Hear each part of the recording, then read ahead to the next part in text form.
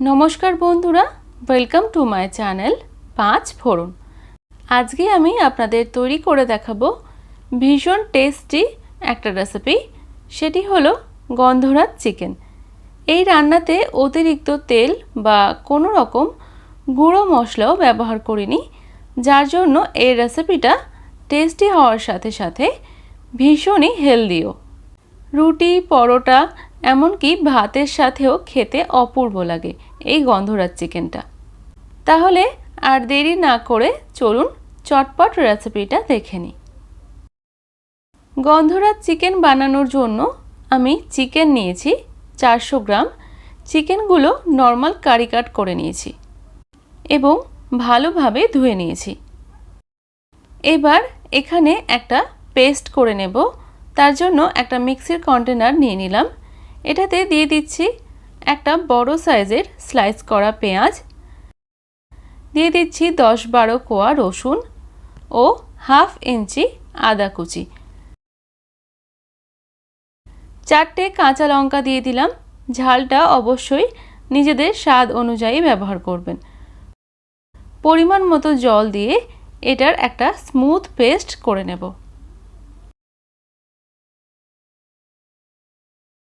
এরপর চিকেনটা ম্যারিনেট করে নেব। তার জন্য এটাতে দিয়ে দিচ্ছি নুন 1 টিস্পুন, হলুদ গুঁড়ো 1 চিমটে মতো। হলুদ গুঁড়ো দিতে ইচ্ছে না হলে নাও দিতে পারেন। দিয়ে দিচ্ছি জিরে গুঁড়ো হাফ টিস্পুন, গোলমরিচ গুঁড়ো হাফ টিস্পুন, ভালোভাবে ফেটানো টক দই দিয়ে দিচ্ছি 3 টেবিলস্পুন মতো। তারপর একটা গন্ধরাজ লেবুর সবুজ অংশটা হাফ গ্রেট করে দিয়ে দিচ্ছি। খেয়াল রাখবেন লেবুর সাদা অংশটা যেন না পড়ে, না হলে তেতো হয়ে যাবে।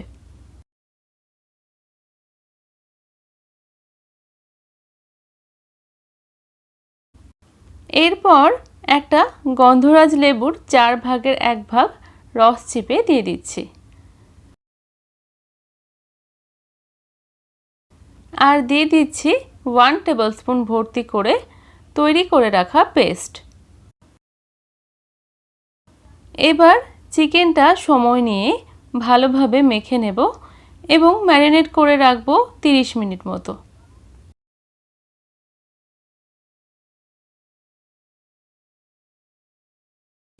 গ্যাসে একটা কড়াই বসিয়ে দিয়ে দিয়েছি 3 টেবিলস্পুন সাদা তেল।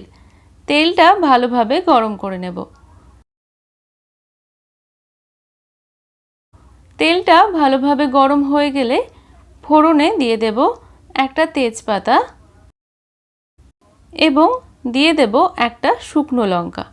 ফোড়নটা খানিকক্ষণ নাড়াচাড়া করে নেব।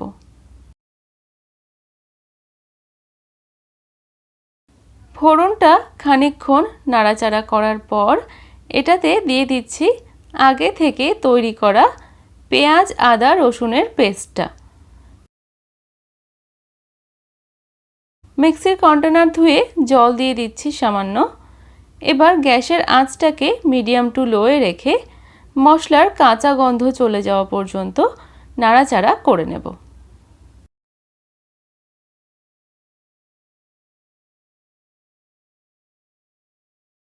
কিছুক্ষণ নাড়াচাড়া করার পর আদা রসুনের কাঁচা গন্ধ চলে গেছে ও মশলা থেকে তেল বেরিয়ে এসছে। এখন এটাতে দিয়ে দেব ম্যারিনেট করা চিকেন।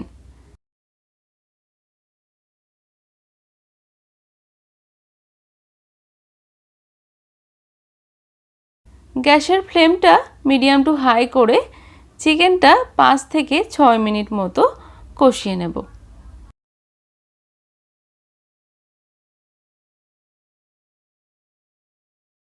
মিডিয়াম টু হাই ফ্লেমে চিকেনটা আমি 5-6 মিনিট কষিয়ে নিয়েছি।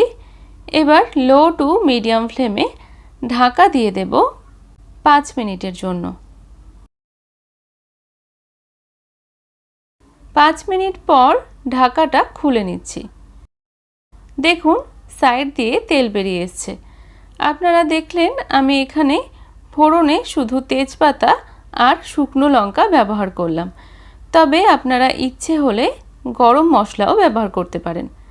চিকেনটা একটু নাড়াচাড়া করার পর আবারও ঢাকা দিয়ে দেব 5 থেকে 6 মিনিটের জন্য।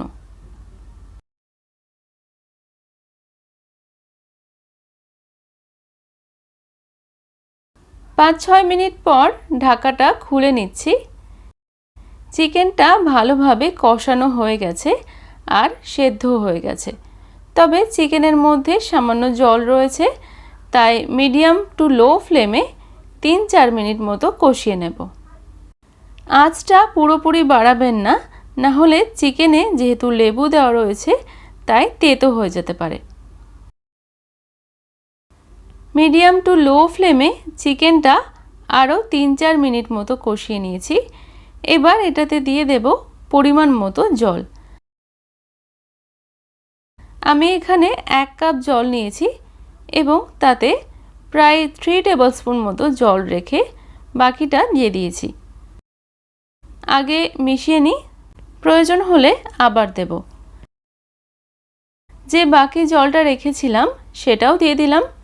চিকেনটা সেদ্ধ হয়ে গেছে, তাই এর থেকে বেশি জল দেব না, কারণ এটার গ্রেভিটা বেশি পাতলা হলে ভালো লাগবে না। দিয়ে দিচ্ছি 2টো গোটা কাঁচা লঙ্কা। এবার এটাকে ঢাকা দিয়ে দেব 6 থেকে 7 মিনিটের জন্য।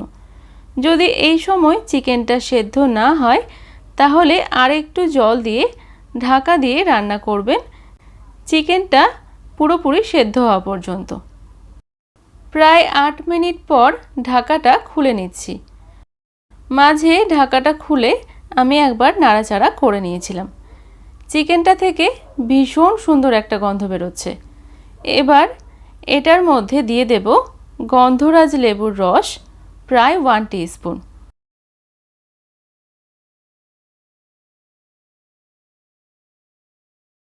তারপর নুন দিয়ে দেব স্বাদ মতো। আমি চিকেন ম্যারিনেশনের সময় নুন ব্যবহার করেছিলাম, তারপর আর নুন দিইনি, তাই এখন বুঝে দিয়ে দিলাম। আপনারা চাইলে মশলা কষানোর সময়েও নুনটা দিতে পারেন। টেস্টটা ব্যালেন্স করার জন্য আমি দিয়ে দিচ্ছি সামান্য চিনি। এবার এগুলোকে ভালোভাবে মিশিয়ে নেব। তারপর আঁচটা বন্ধ করে ঢাকা দিয়ে রাখবো 5 মিনিট মতো।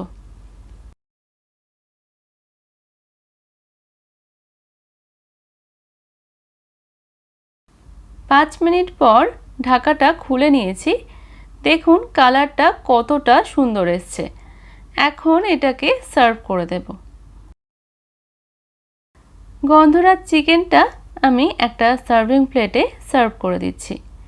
গন্ধরাজ চিকেনটা পরোটা, নান, জিরা রাইস বা প্লেন রাইসের সাথেও সার্ভ করতে পারেন। এই রেসিপিটি ছোট থেকে বড় সকলেই খেতে পারবেন। এতে কিন্তু অতিরিক্ত গুঁড়ো মশলার ব্যবহার নেই বললেই চলে। বাড়িতে বানালে অবশ্যই কমেন্টে জানাবেন কেমন হয়েছে। ভালো লাগলে লাইক, কমেন্ট ও শেয়ার করবেন এবং পাশে থাকবেন।